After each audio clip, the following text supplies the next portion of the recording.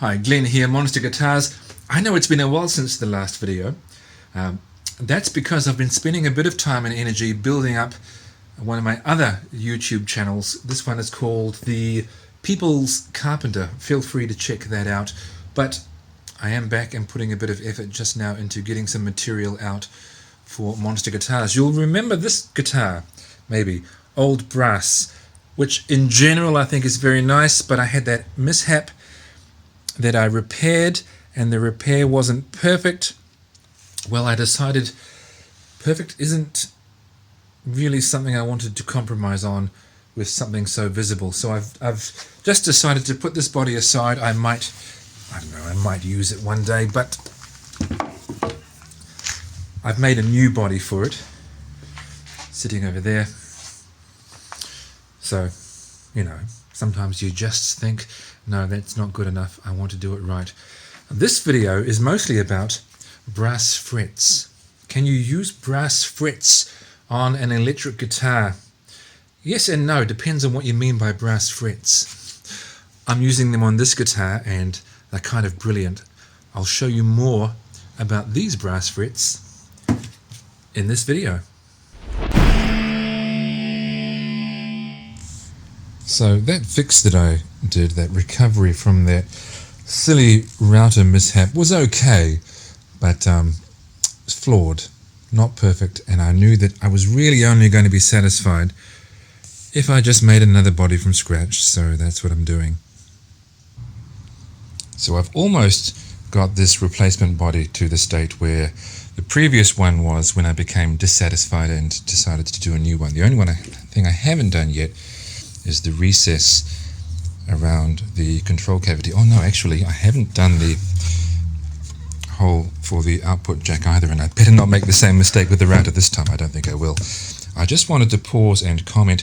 Some years ago, sort of right at the end of 2015, beginning of 2016, when I first got into building electric guitars and thinking about how to build them, I would lament and complain to myself, and I even made a couple of comments on online forums about the fact that traditional guitar building woods like maple or mahogany were so difficult to get here. I mean, you can get them, but they're very expensive. They're often imported, and well, they were troublesome to locate, and so this was going to be a really expensive hobby. I don't know if you can hear that, but there's a bird on my garage roof.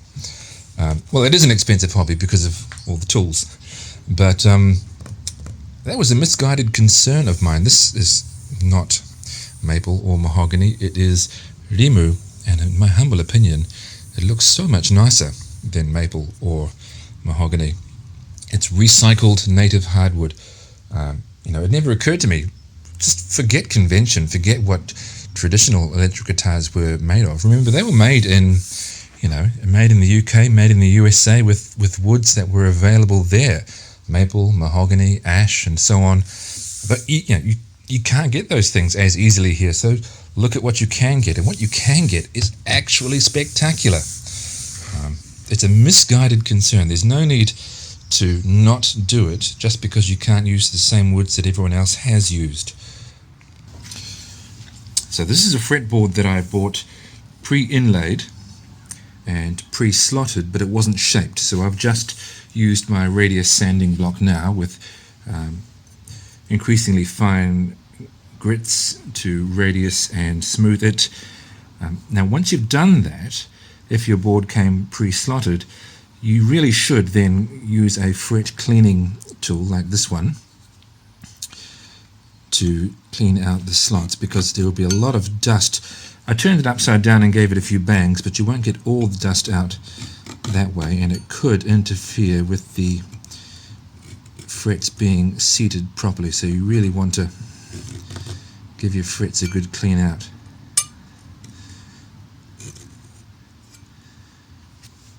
You could, in some cases, just use a normal fretting saw and cut all the way across, but in the case of this fretboard, the ends of the fret slots are plugged up, so I can't do that, like intentionally plugged up, so that you won't see the slot once the guitar is finished. Now this may not be absolutely necessary, but it is it is a good idea. I've got a needle file. This one's a triangular needle file, and I'm just inserting the corner of that file into each fret slot and giving it a couple of gentle strokes. You definitely don't want to press hard. I'm just taking off the tiniest bit of the edge of each side of the fret slot, and this is really, I guess, being kind to future generations. Should anyone ever want to remove frets, this will make it less likely that the edges of the wood on either side of the fret slot will break and chip out, taking pieces off the fretboard. So let's get some frets into this fretboard. Now, in keeping with the theme of the guitar, old brass, I wanted to put brass frets in here. However, brass frets are really soft. You can find some classical guitars that have brass frets in them, but you wouldn't want to just put pure brass frets into an electric guitar or an acoustic guitar or anything with steel strings. Brass is an alloy of copper and zinc, and it is quite soft. If you've ever worked with brass screws, you'll know what I mean, because it's very easy to try and tighten them when the hole isn't big enough, or you're tightening too hard and the head just shears off quite easily. So you wouldn't want to put them in here. They wouldn't last very long. But I am going to use these. They look for all the world like brass frets. On the packet it says special brass frets, but they're not brass as we know it. They are what's called bell metal or bell bronze, sometimes called bell brass, but usually bell bronze, and it's an alloy of copper and tin, which is slightly different, and it's a lot harder. These are made by a company called Sintoms in Belarus, in Minsk, Belarus. To give you some idea of how hard bell bronze is, it's sometimes used to make piston rings in engines. Once upon a time it was used to make cannons, so it had to be pretty strong. And as the name suggests, bell bronze or bell metal, it was used to make large bells in churches, and of course you wanted those to be fairly hard. You didn't want to be striking them and damaging them every time you used them. So how do they compare to other frets? Well, they're slightly, from my online research, from what I can gather, they are a bit harder than typical copper nickel frets, but they're not as hard as stainless steel frets. So I guess that makes them similar in hardness, in the neighborhood of Evo Gold, which I don't think you can get anymore. And they almost look like Evo Gold, but they're not quite the same goldy color. They're, well, more of a brassy color. So I guess if you do want Evo Gold but you can't get it anymore, this may be a good substitute. They're not super cheap, but they're not crazy expensive either. So this is what I'm going to use for old brass. You buy them in, you don't buy a giant coil of it, you buy them in relatively short lengths, pre-radiused. So you have to order the radius that suits your fretboard. In my case, that's a 12-inch radius, and just checking now, yes, fortunately it is the correct radius for my fretboard. So normally I get pre-cut frets. I make my life really easy.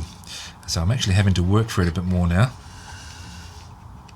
Oops, see, I almost measured against that slot, but that's the slot for the nut, Glenn.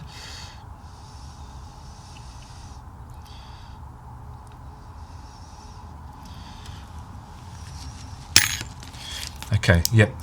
You get a sense of how hard they are when you start cutting them. They're definitely not as hard as stainless steel, fortunately, because while stainless steel makes great frets on the guitar, it is a bit of a pain to work with.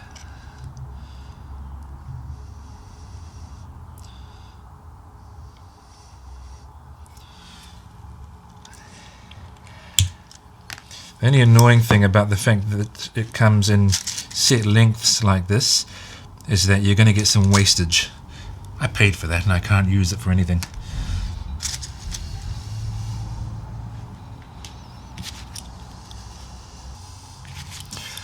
was looking around for some good cutters, and I found these online with lots of good reviews, especially cutters that would do well with stainless steel frets. I haven't used them on stainless steel frets yet. They on the top they say Keiba, Keiba, and they're made in Japan. And they say piano wire on there, which I gather means they're intended for cutting piano wire, which is made of steel, I believe. I've never worked with piano wire, but they seem excellent. I would like to try them out on some stainless steel frets.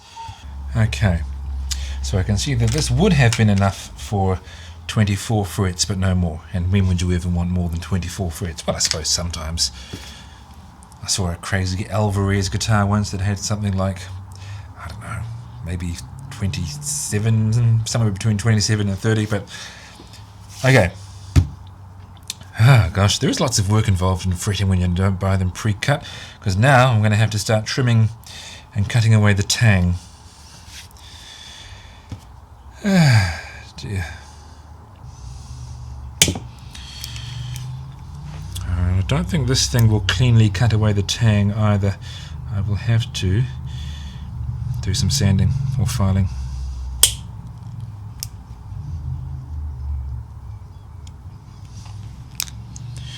Yeah.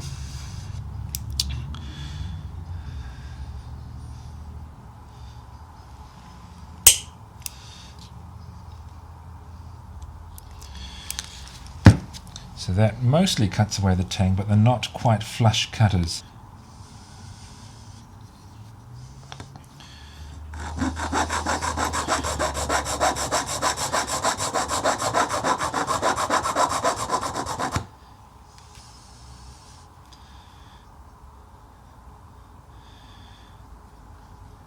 Okay, I think I've filed away all of the residue. No, not quite. There is still a tiny bit of that tang left.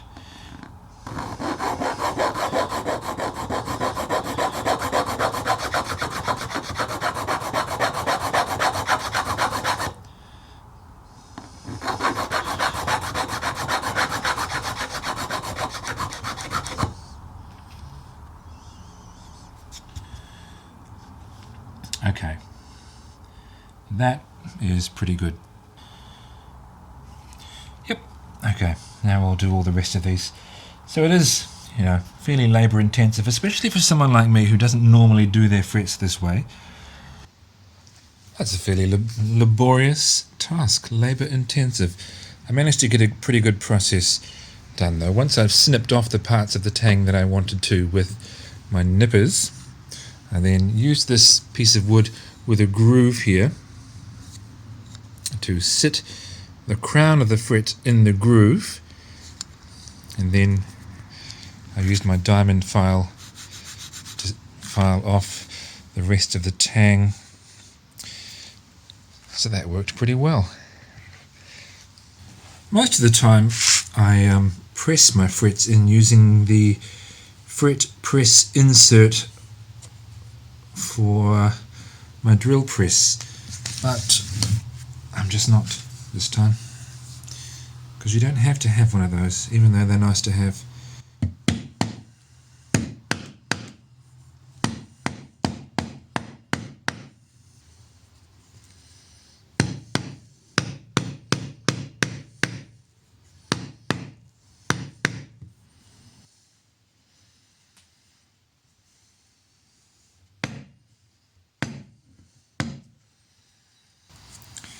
I'll use this to trim them, because this, although it's a cheap set, the end of this set of end cutters is flush ground, so I should be able to cut them very close to the edge of the fretboard, although I am going to be filing and sanding it flat anyway.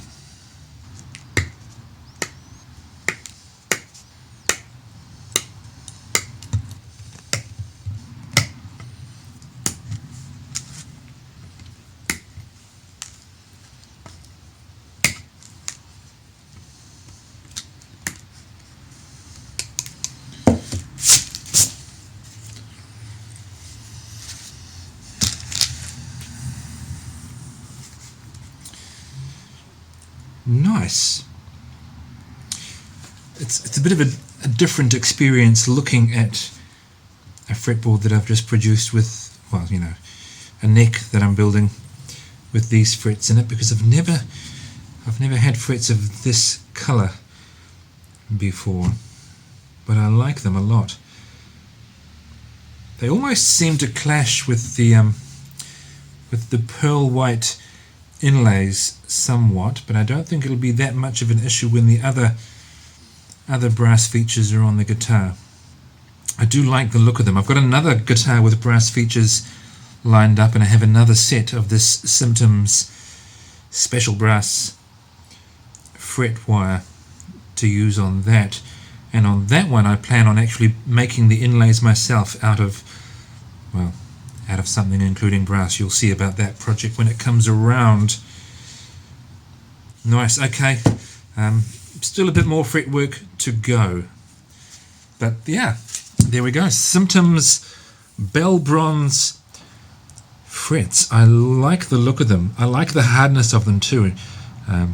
Obviously I haven't played a guitar with these frets on it yet, but cutting them just now, like cutting them earlier, gave me the sense that they were on the harder side. Well, like I said right at the start, harder than normal frets, not as hard as stainless steel, which is cool because, you know, nickel copper frets are so easy to work with, but you will have to refret if you're going to be playing your guitar quite a lot. Stainless steel frets you'll never need to refret probably, but they're a dog to work with, whereas these are easy enough to work with, but I imagine they will last quite some time.